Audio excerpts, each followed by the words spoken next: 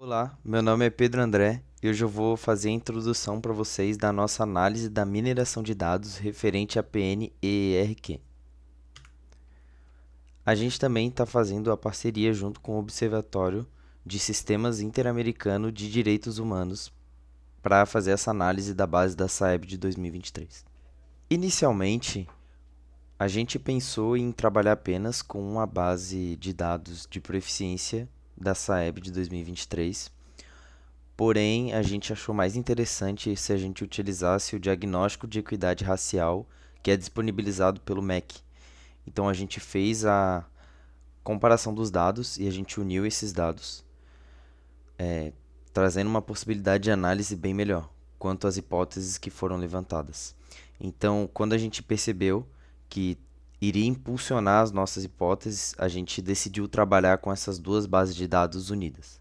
Olá, eu sou o Renan Machado e eu vou estar apresentando a primeira hipótese relacionada ao desempenho relativamente inferior das minorias étnico-raciais em comparação às não minorias, que é a baixa institucionalização e fiscalização de políticas públicas voltadas a essas populações.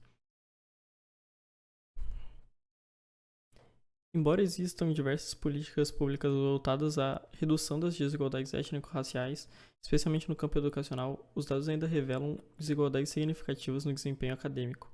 Isso acaba abrindo espaço para a pergunta central que sustenta o surgimento dessa hipótese, que é por que, mesmo com a implementação de políticas públicas que deveriam mitigar essas desigualdades, ainda encontramos resultados tão distantes? A nossa hipótese busca responder essa questão a partir do conceito de baixa institucionalização. Indica que as políticas existem formalmente no papel, mas elas carecem de estrutura estável, orçamento garantido e mecanismos de fiscalização contínua. A seguir, eu vou apresentar 3 gráficos que ilustram essa desconexão entre a implementação formal das políticas e a realidade observada nos resultados. Para análise dos dados, utilizamos variáveis como o índice de institucionalização, que é uma pontuação de 0 a 100, que representa o grau de existência de normativas e estruturas formais para ações voltadas à educação das relações étnico-raciais. Isso contempla também tanto o ERR quanto o EEQ e o EEI, que são políticas voltadas para populações quilombolas e populações indígenas. Também consideramos a resposta à primeira pergunta do questionário, que é relacionada à existência de normativas para a implementação da Lei número 10.639 na Secretaria de Educação. A presença de população quilombola também foi considerada para considerar a existência da minoria na região que foi analisada e também seu contexto social e histórico. A média de proficiência também foi utilizada para verificar se o nível de institucionalização está relacionado ao desempenho dos estudantes. E o nível socioeconômico foi utilizado como variável de controle para entender o peso das condições socioeconômicas na aprendizagem. Nesse primeiro gráfico, que é o mapa de calor, a gente pode observar à primeira vista que as proficiências médias das minorias são consistentemente menores quando comparadas às não minorias. A escala utilizada considera o valor zero como o ponto de proficiência média, então, mesmo com valores menores, a maioria das médias ainda se mantém acima desse ponto de referência para as minorias, o que indica um bom desempenho geral, mas, de qualquer forma, apresenta também desigualdades persistentes. Nesse segundo gráfico, podemos visualizar de forma mais clara a desigualdade entre os grupos de minorias e não minorias. Também é possível observar que a diferença é relativamente constante entre os 3 estados da região, com o Paraná apresentando a menor desigualdade e o Rio Grande do Sul a maior diferença nas proficiências. E mesmo com os dados anteriores evidenciando a persistência das desigualdades educacionais, os indicadores de institucionalização mostram pontuações altas em diversos estados, sugerindo que as políticas estão implementadas formalmente e acaba reforçando a hipótese de que, embora as políticas existam, elas não contam com estrutura adequada nem com mecanismos eficazes de fiscalização e acompanhamento, o que acaba limitando seus efeitos na prática. Falando sobre a hipótese 2, a gente fez um levantamento de uma hipótese onde a gente iria analisar a vulnerabilidade social dos estudantes quanto aos fatores externos, como, por exemplo, o nível socioeconômico, que é a questão da pobreza, a localização de onde esse estudante mora, os ambientes sociais e etc. Então a gente queria levantar essa hipótese para saber o quão impactante são esses fatores externos na questão da nota do aluno nas proficiências de língua portuguesa e matemática. Então, as variáveis que a gente utilizou foi o nível socioeconômico, para a gente poder saber qual que é o nível do estudante. A gente utilizou também a avaliação de efeito dos fatores externos, que é uma pergunta que é utilizada na base de dados para saber se a Secretaria da Educação considera esses efeitos de fatores externos na aprendizagem do estudante. A gente utilizou também a presença das escolas quilombolas ou indígenas para saber se é um indicador representativo para essas áreas de vulnerabilidade social. A gente também utilizou a localização para saber se é uma instituição urbana ou rural e como que isso afeta. E, por fim, utilizamos a média de proeficiência de língua portuguesa e de matemática para a gente fazer essa análise do nível socioeconômico com as proeficiências. Então, aqui nesse primeiro gráfico, a gente separou nos 3 estados que são da região do Sul. Então, a gente tem o Paraná, o Rio Grande do Sul e Santa Catarina. Iniciando com o Paraná, se a gente perceber, a gente tem uma proeficiência geral, que é uma média que a gente utilizou com língua portuguesa e matemática, e a gente fez o gráfico do nível socioeconômico.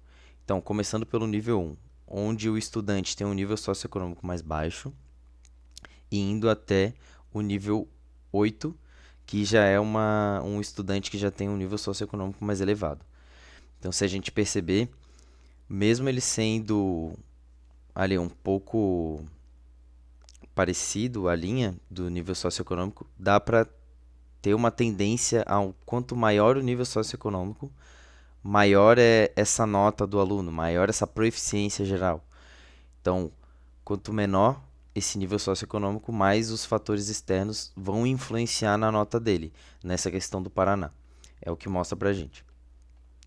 Fazendo análise agora de Santa Catarina, a gente percebeu que o nível socioeconômico, a linha dele, de cada um dos níveis socioeconômicos, ele é o mais estável entre os três estados, mostrando pra gente que Santa Catarina aparentemente é um estado onde é que a proeficiência geral consegue atingir de forma mais estável todos os níveis socioeconômicos. Mas mesmo assim, ainda dá para perceber que quanto maior o nível socioeconômico, melhor essa proeficiência nas duas matérias.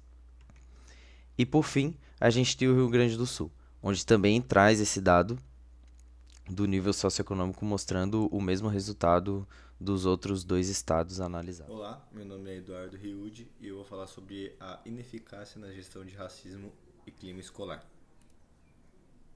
Essa é a terceira hipótese, então ela foca na qualidade de monitoramento e da resposta institucional ao racismo, né, que é um obstáculo direto à equidade e à aprendizagem.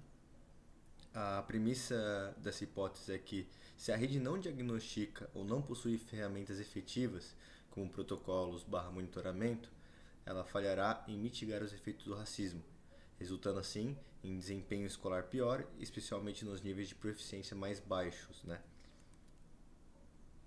Então a gente usou alguns indicadores, como o indicador geral, né, que é a nota geral ali, é a média ponderada dos 6 índices do ERER, representando o status global da implementação da política no município.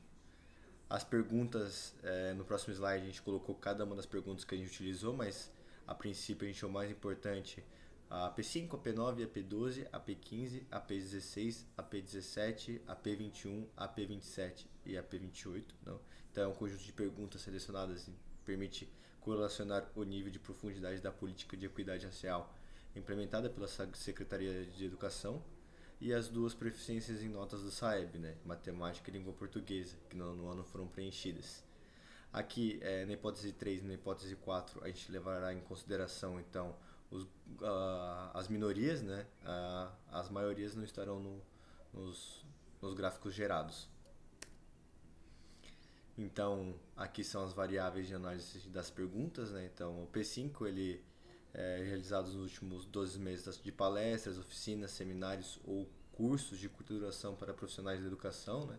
Sobre a equidade racial e as relações étnico-raciais, ensino de história e cultura afro-brasileira e africana e história de culturas dos povos indígenas, né? Então ele faz uma análise ali verificando se tem essas palestras, oficinas na instituição.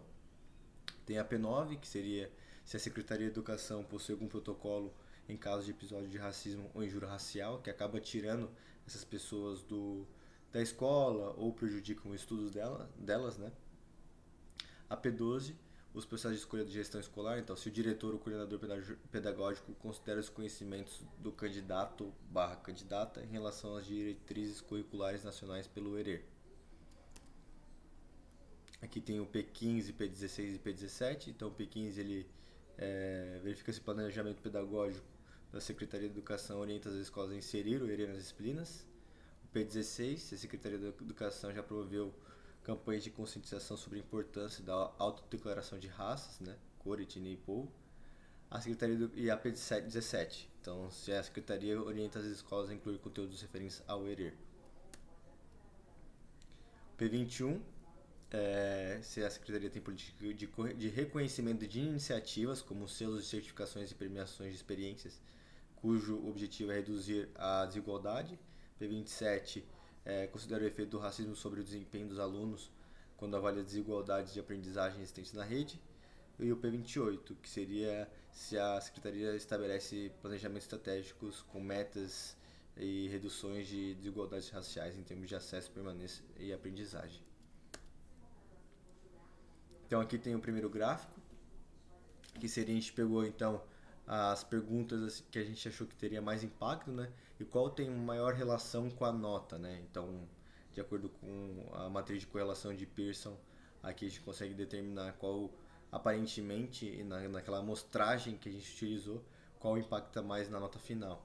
E aí ficou o P5A, P12A, P27A como os principais de interferência na nota final do I geral. Aqui tem então o gráfico de correlação, né, de acordo com a nota geral, se ele impacta ou não na proficiência média do aluno na língua portuguesa e na matemática. A correlação das duas ficaria em 0,3, então a gente utilizou todos os países, todos os estados, do Brasil, né, que tem no relatório lá no Excel, com as informações. Então, mapeando ali essa linha cinza, né? A vermelha seria a média, 250, da nota da SAEB. E essa linha, ela mostra, então, o indício se impacta ou não, né? Então, no 0,3 ela é moderado o impacto, não é tão considerado assim que quanto menor a nota geral impacta diretamente na nota do aluno, mas é bom para fazer uma comparação para ver se possíveis melhorias no futuro. Daí teria a hipótese 4, baixa qualidade de formação e gestão da meritocracia. Aqui a gente pode então verificar que essa hipótese ela vai testar a qualidade de formação oferecida e a adoção de processos meritocráticos, com foco no ERER, né, que seria o grupo minoritário com essa proposta, se reflete em melhor adequação docentes e melhor resultados de aprendizagem. Então aqui algumas variáveis utilizadas. Então a gente usou o ERER formação, indica a formação dos professores e profissionais em ERER. ERER gestão escolar, que seria a variável, que é o indicador de gestão escolar. Então avalia a gestão, incluindo incentivos e seleção de pessoal. Média de proficiências em LP e matemática, que seriam as notas dos alunos, né? Indicador de avaliação e monitoramento, e avaliação e monitoramento, que ele verifica a relação à nota. Aqui então a gente gerou alguns gráficos em relação a isso, também abrangendo a minoria, como foi falado, né? Então dá para ver que os que têm mais impacto na proficiência média seria a institucionalização e o material didático para didático, né? Os outros vocês podem ver que ficou praticamente uma linha tênue, até um pouco decrescente em alguns casos, dizendo que não são esses casos que impactam mais na nota do aluno, né? Então a gente fez essa análise para tentar entender ali qual nota ali de escolas, de instituições conseguem aumentar a nota do aluno, né? Então a gente pode ver que a institucionalização e o material didático consegue fazer um aumento maior no impacto da nota do aluno final. Então, aqui são as referências que a gente utilizou, né? Então, microdados SAE, apresentação do relatório do ERER, base de dados de equidade que foram disponibilizados, o Jupyter para gerar gráfico com Python e os dicionários das duas bases. Muito obrigado.